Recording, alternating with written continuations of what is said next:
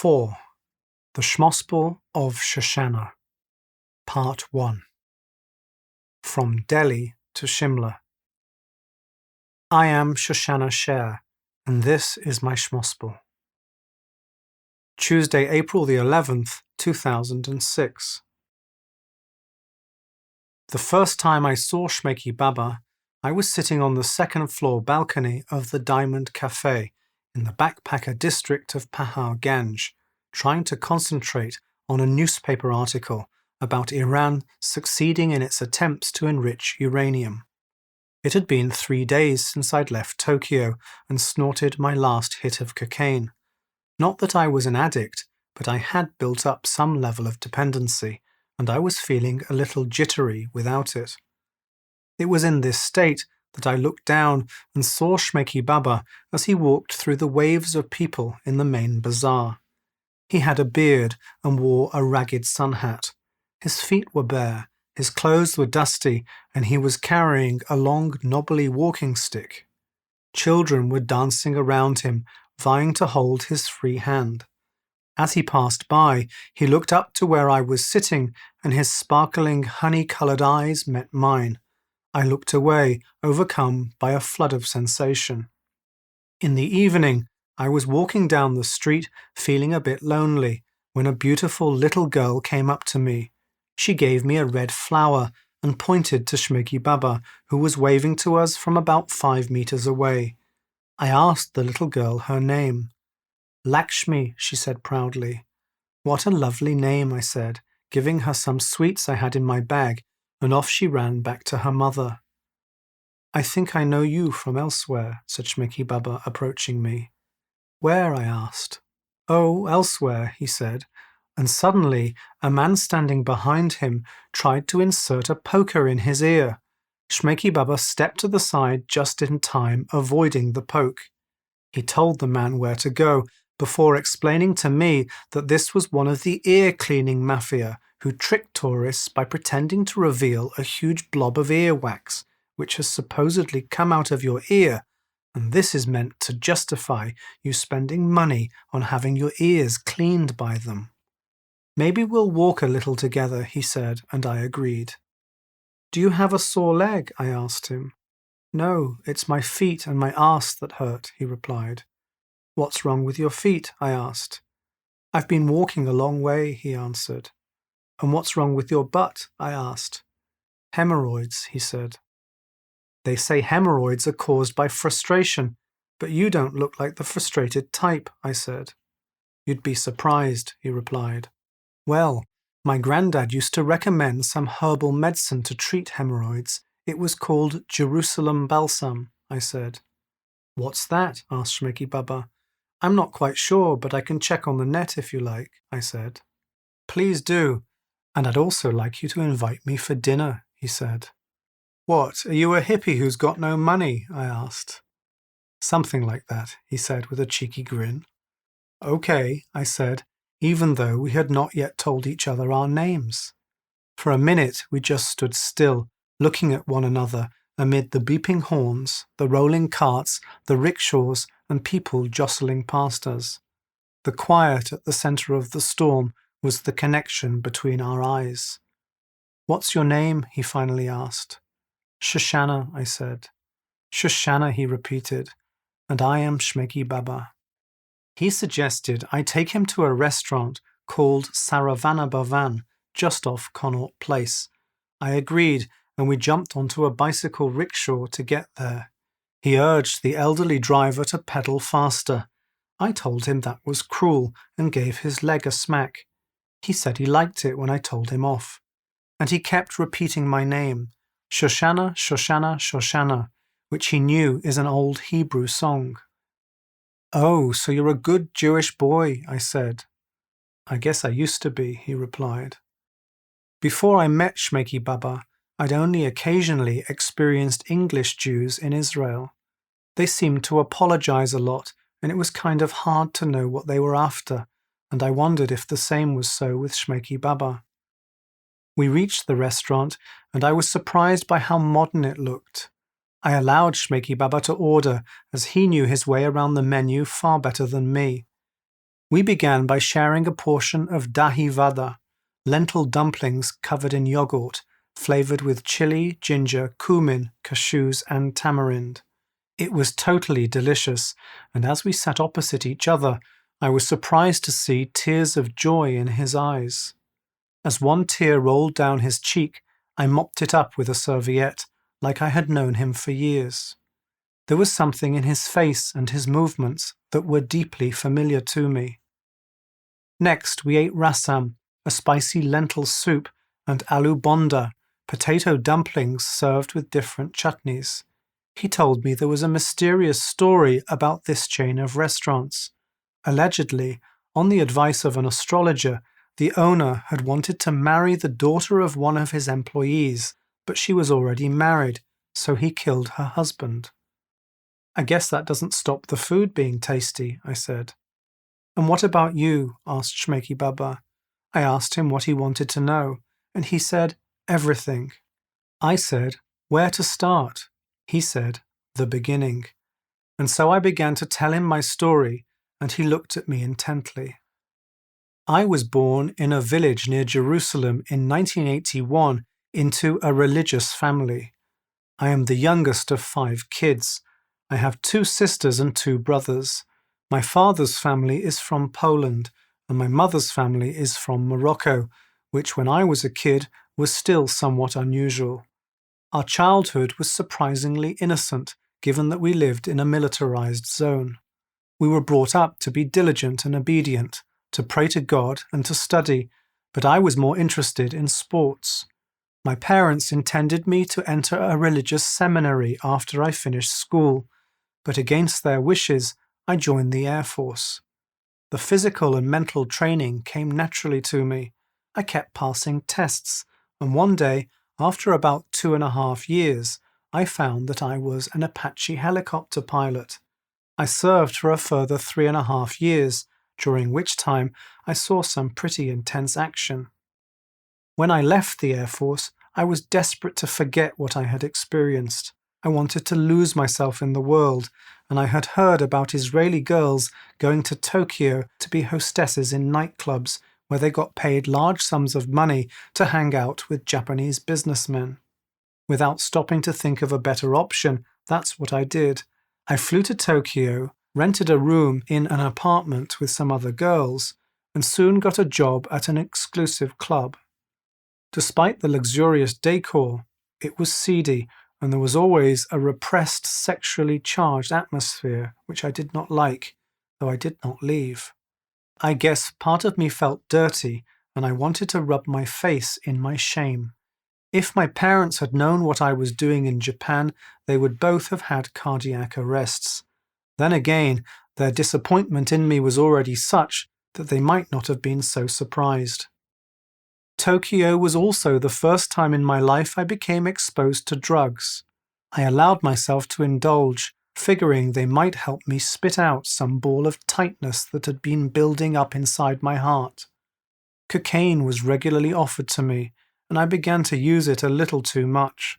That's basically why, after 2 years, I finally decided to leave Tokyo and flew here, with a plan to do a yoga course. How long ago was that? Asked Shmeiki Baba. 3 days ago, I said. Ah, said Shmeiki Baba. I asked Shmeiki Baba what he was doing before he came to India. He answered, not very much. I was a web designer, living with my parents. I was pretty miserable and a lot chubbier than I am now. Fat is often a sort of emotional shield, I said. I guess so, he replied. And what do you want to do now? I asked. I want to complete my great walk, he said. What's that? I asked. I'm walking from Goa to Dharamsala, he said. How far is that? I asked. About 2,000 kilometers, he said. No way, I said. And how far have you gone until now? About 1,400 kilometers, he replied. Wow, that's incredible, I said. Thanks, he said. And who are you walking with? I asked. Well, for the first part I was with my friend Sebastian, but since Pune I've been by myself, he said. And how come you have no money? I asked. so I can remember the goodness of people, he said. That's amazing. I'd never consider doing anything like that, I said. Have you thought about what you'll do afterwards? I'll spread the word of Shmeiki, he said. What Shmeiki? I asked. It's a new path of spirituality, he replied. Oh, I said. He smiled and didn't elaborate, and I didn't push him. So tell me more about where you are from, I said. Okay, he said. And where should I start? Also at the beginning, I replied. Very well, he said. I was born on January the 17th, 1975, at Sefton General Hospital in Liverpool by planned caesarean section. Because of this, my mum did not go into labour, which meant I did not feel the alarm of impending birth, nor did I experience the struggle of finding my way through the birth canal. I was slipped out directly from her belly into the blinding lights of theatre by a colleague of my father. Once I was out, my mother was given a hysterectomy, something she repeatedly found the need to tell me about when I was growing up. I see, and isn't Liverpool famous as being a working-class city? I asked. Yes, it is, he said. You don't strike me as being very working-class, I replied. I'm not, he said, which is probably why I like to joke that I'm a tuna fish who grew up in a tree. And what does that mean? I asked. It means that I grew up in a minority inside a minority inside a minority. You see, in England, if you come from Liverpool, you are already a kind of minority. Then we were Jewish, which meant we were part of a minority in a minority. And we weren't like the rest of the Jews. We were academic, while most of them were kind of nouveau riche. So why did you live there? I asked.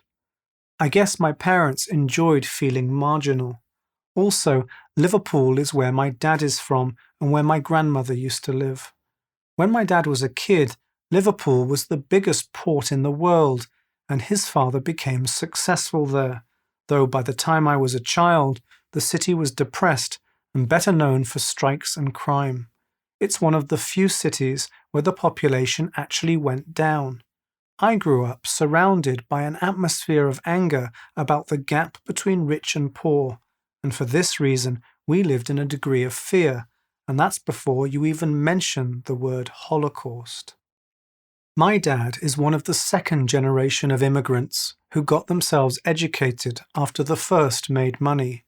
I'm part of the third generation who's meant to spend the money.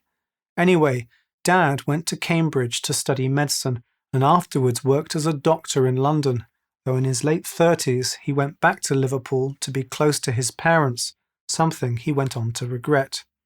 He has a hunger to be English rather than Jewish, but perhaps because of the same post-war paranoia that many Jews his age are stuck with, he could never quite leave the Jewish thing behind, and he has always felt frustrated by his split identity.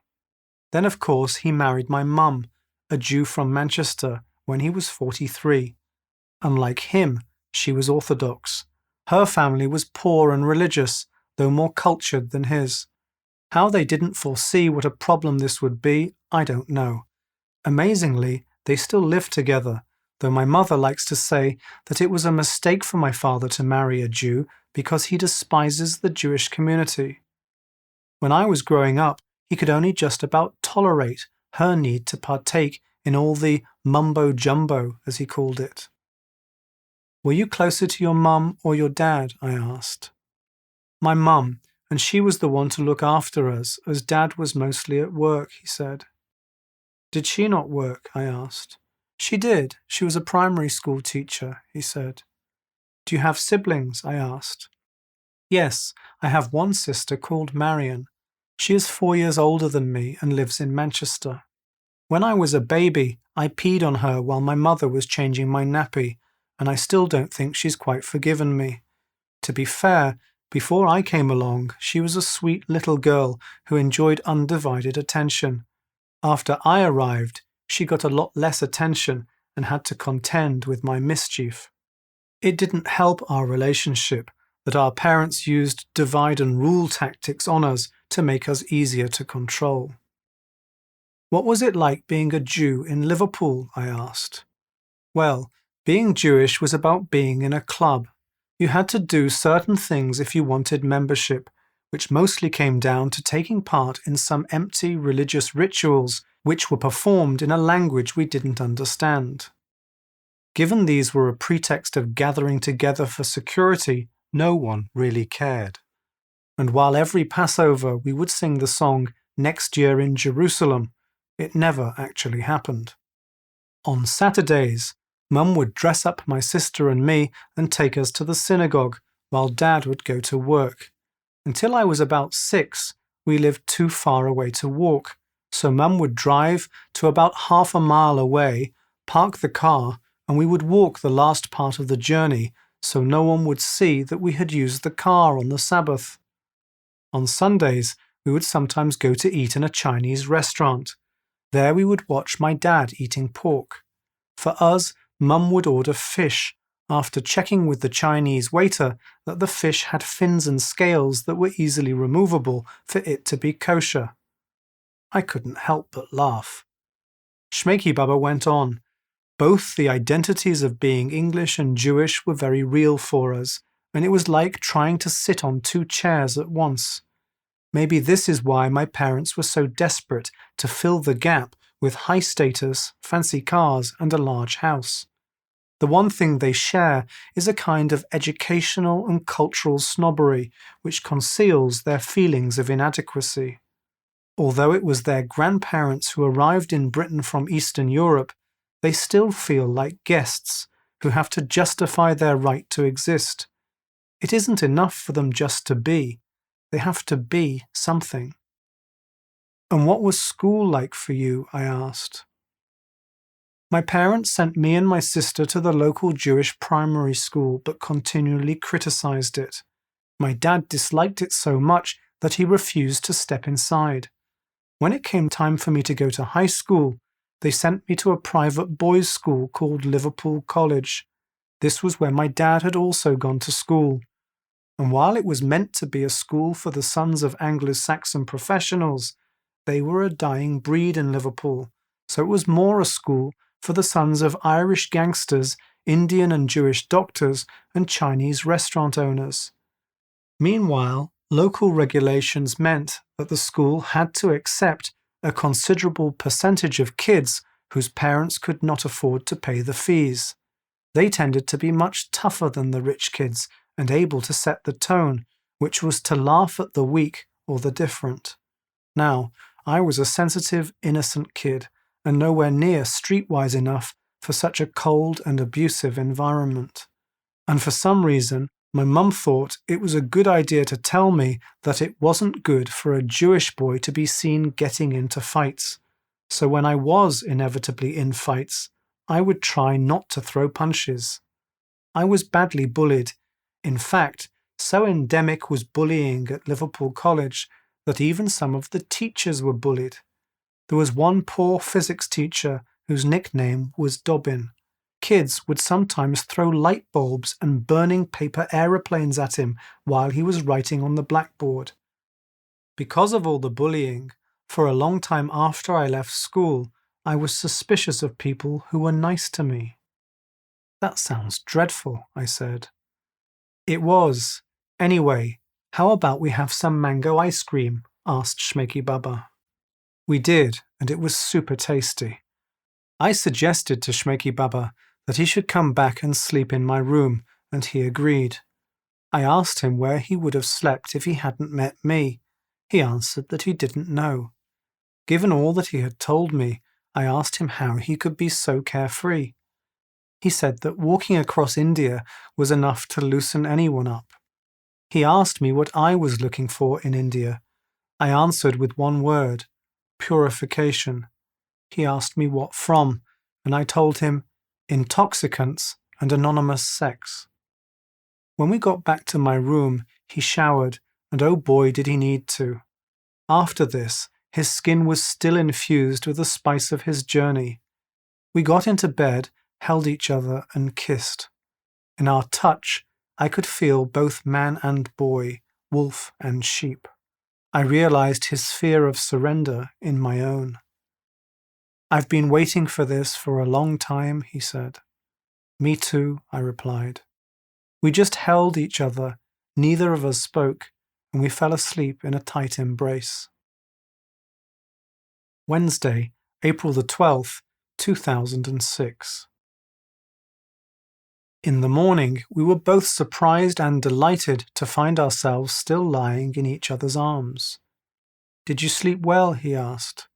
Oh yes, I said. I haven't slept so well in ages. We began to make love.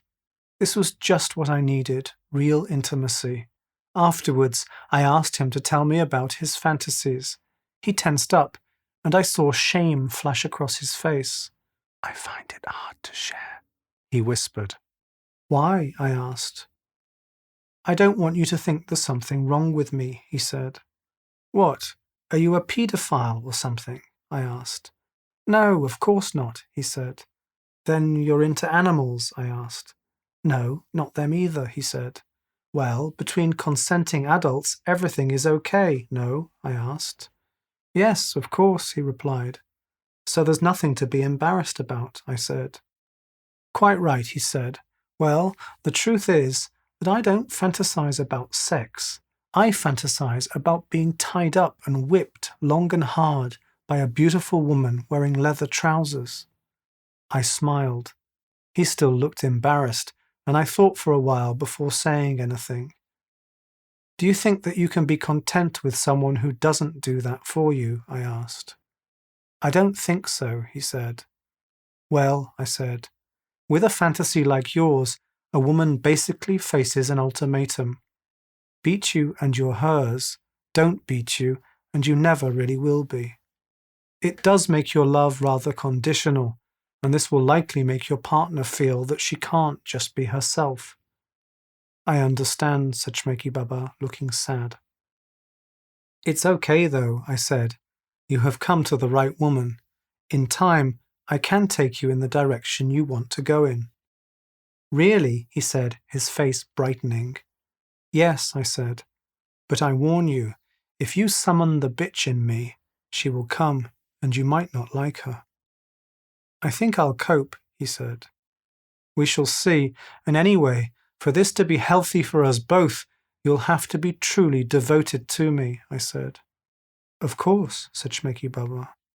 I should tell you also that while at times I was involved in this type of thing in Tokyo, right now what I'm interested in is simple, beautiful lovemaking.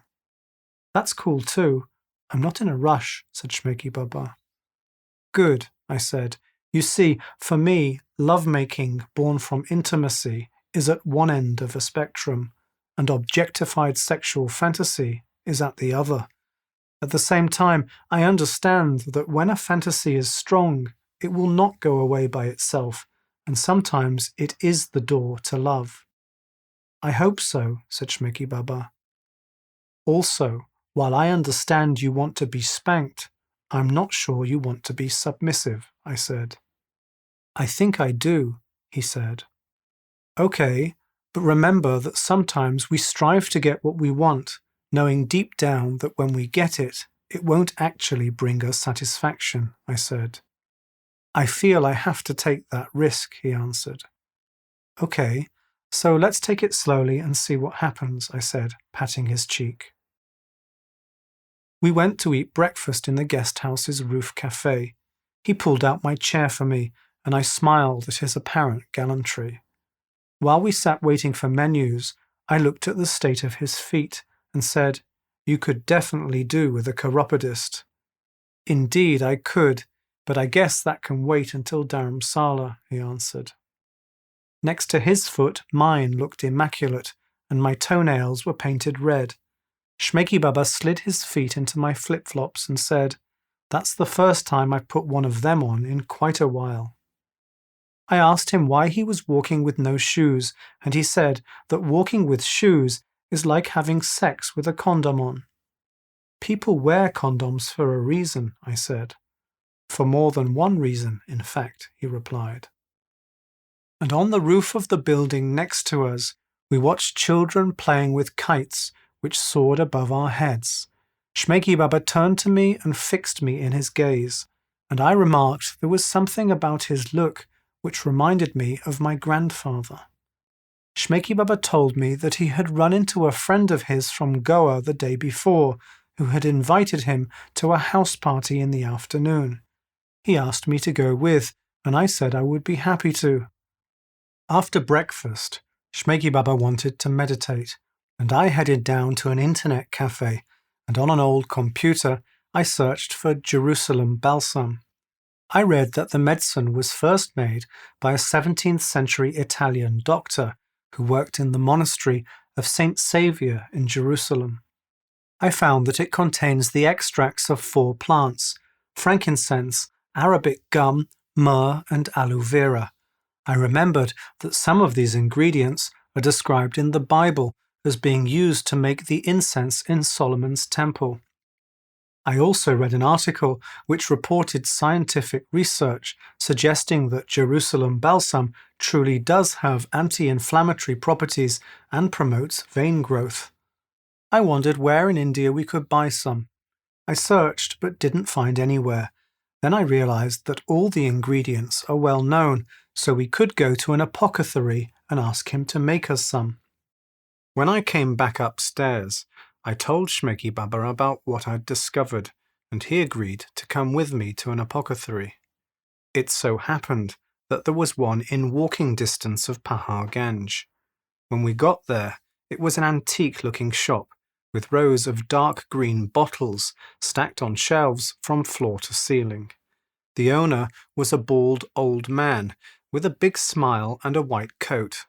I explained what we wanted, and he checked in a number of pharmacopoeias until he found a recipe for Jerusalem balsam, which he showed to us in a large dusty book.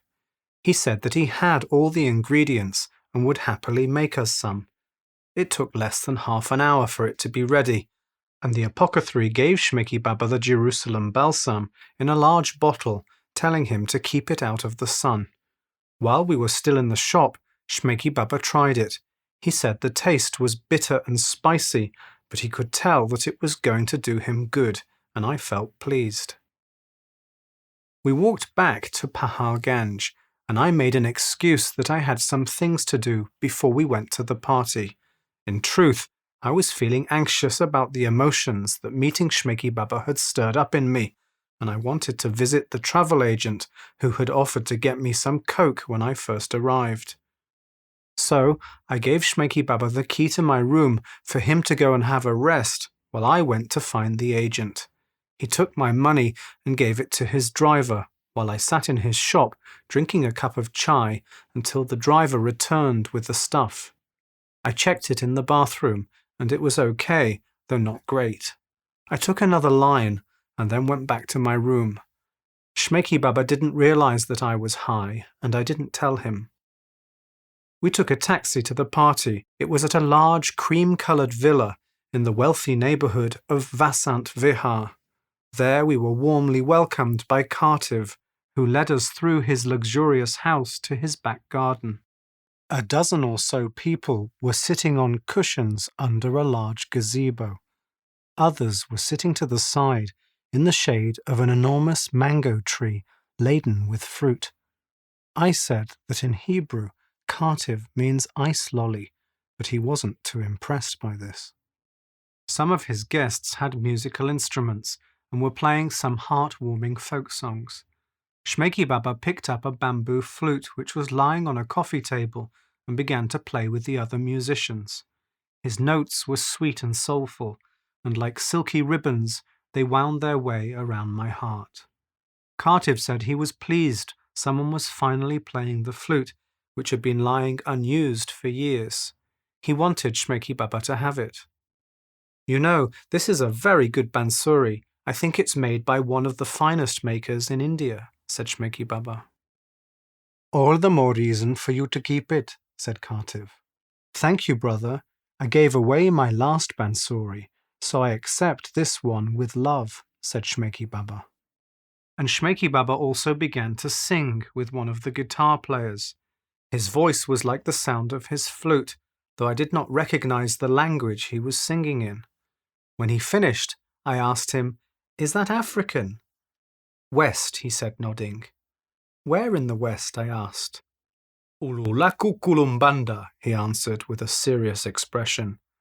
Oh, I see. It is Kishkush Balabush, I said, waving my finger at him, and for a while we spoke only in gibberish, until Shmeiki Baba held his hands up to the sky and said, Thank you, Great Mother, for guiding me to this wonderful woman.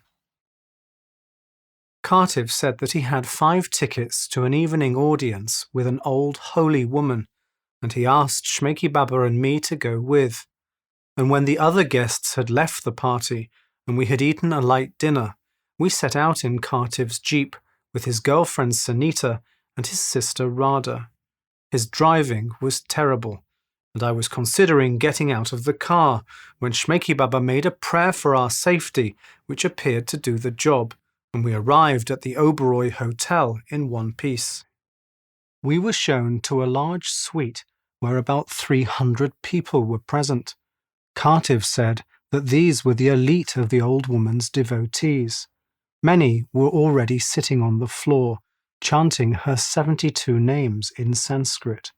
I asked what some of these mean, and Shmeiki Baba translated them for me as fatty, bitch face, and sagging yoni.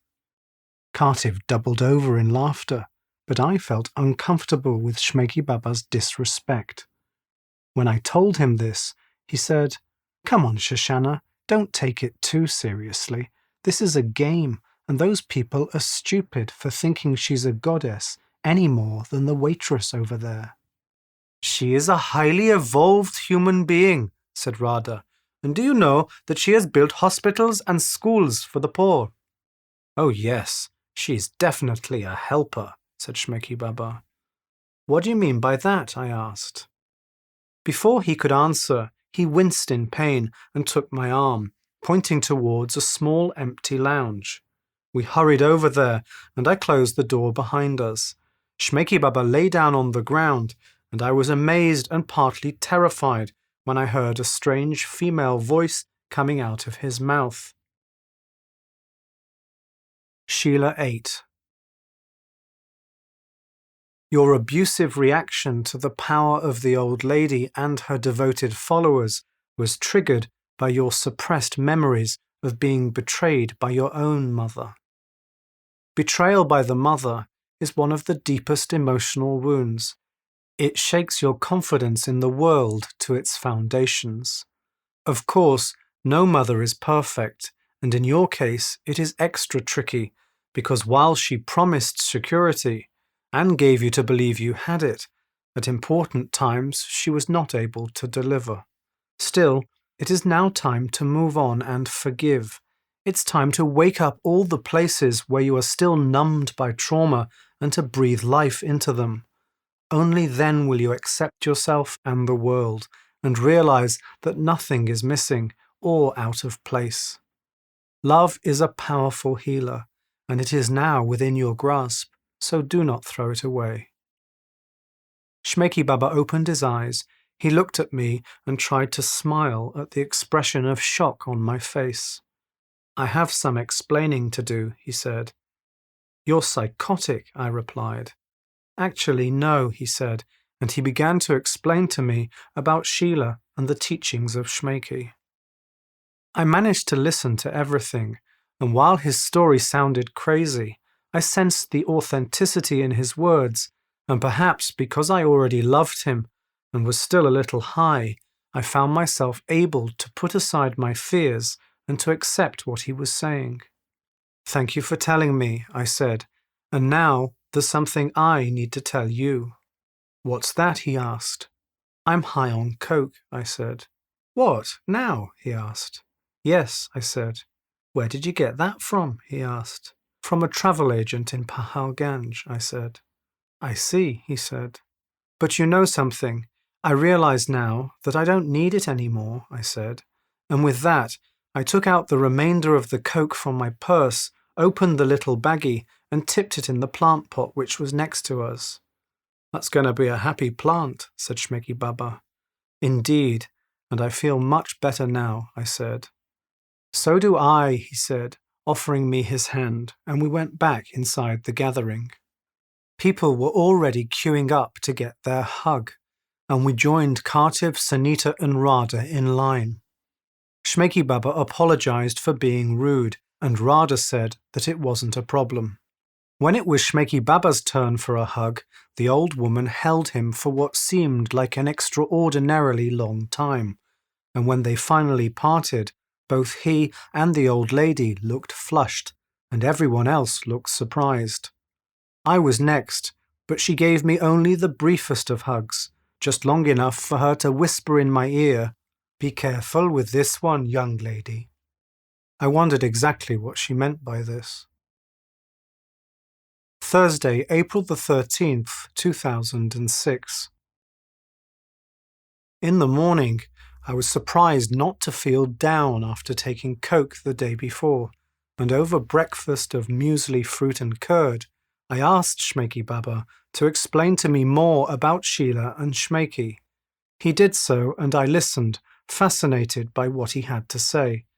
As he talked, I felt energy moving inside myself, and it was as though, beyond his words, something else was passing through him into me.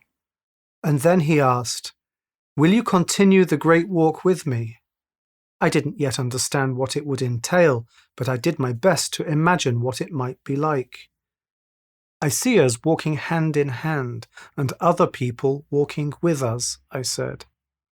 "Yes, that's a very good idea," he said. "So, are you in?"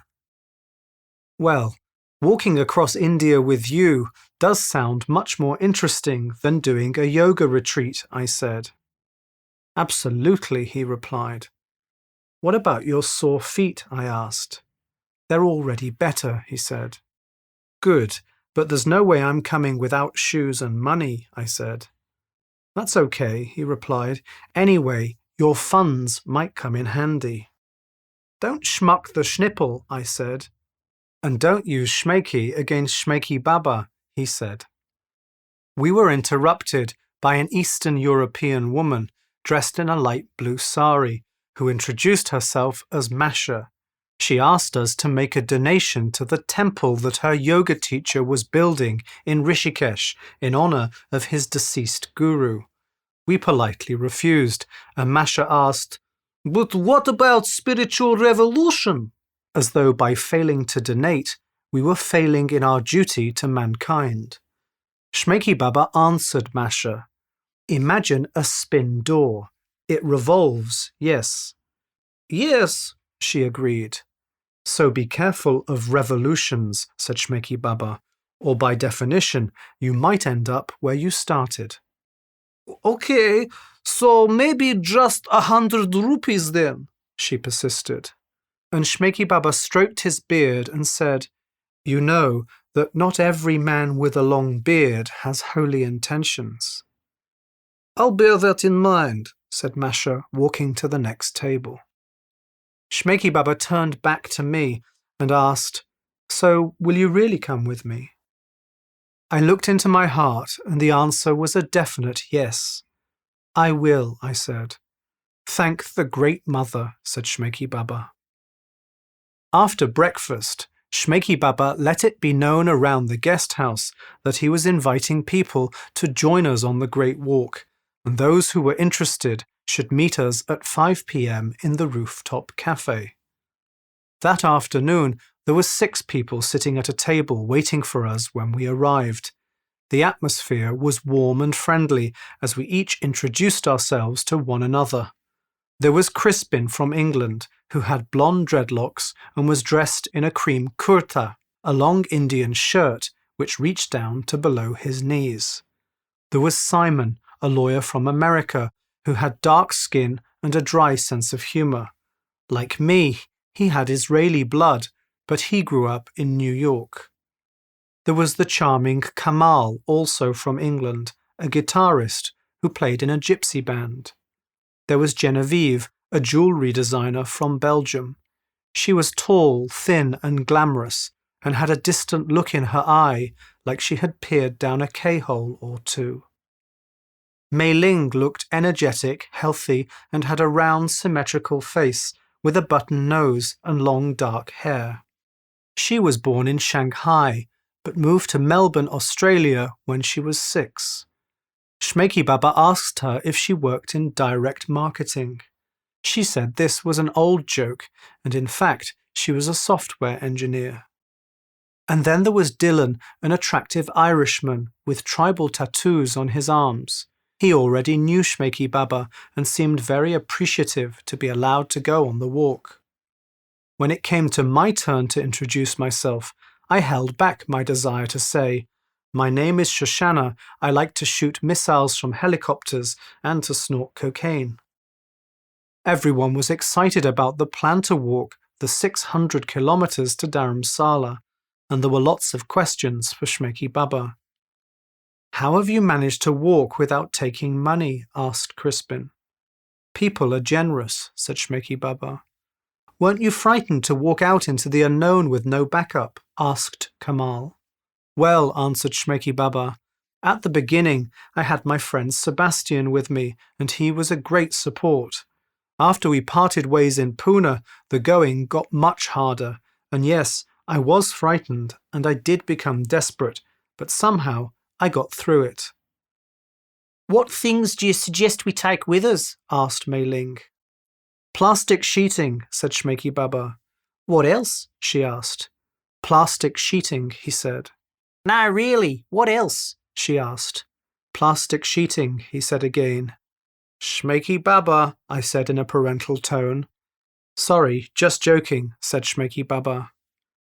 "Shmeiki Baba is a bit frightened of Shoshana," said Simon. "For good reason," said Shmeiki Baba. "Just remember, friends, that whatever you take with you, you will need to carry, and whatever you need along the way, you can also acquire." "What about tents?" asked Mei Ling. "I'd say that right now they won't be necessary, but once we get into the mountains, it will definitely get colder, especially at night, and we may need them. But again, whatever we need, we can get along the way. My only request right now is please do not bring any cameras," said Shmeiki Baba. "Why not?" asked Genevieve, disappointed. "Sheila's orders," said Shmeiki Baba. "Who is Sheila?" asked Genevieve. "I'll get to that later," said Shmeiki Baba. We promised not to bring cameras and agreed that we would leave the next morning from outside the guest house, and with that, everyone went off to get prepared. Not surprisingly, I felt apprehension, but I did my best to put this aside, and I went to pack a small rucksack with only the bare essentials, putting the rest of my belongings in the bag storage at Hari Rama Guest House.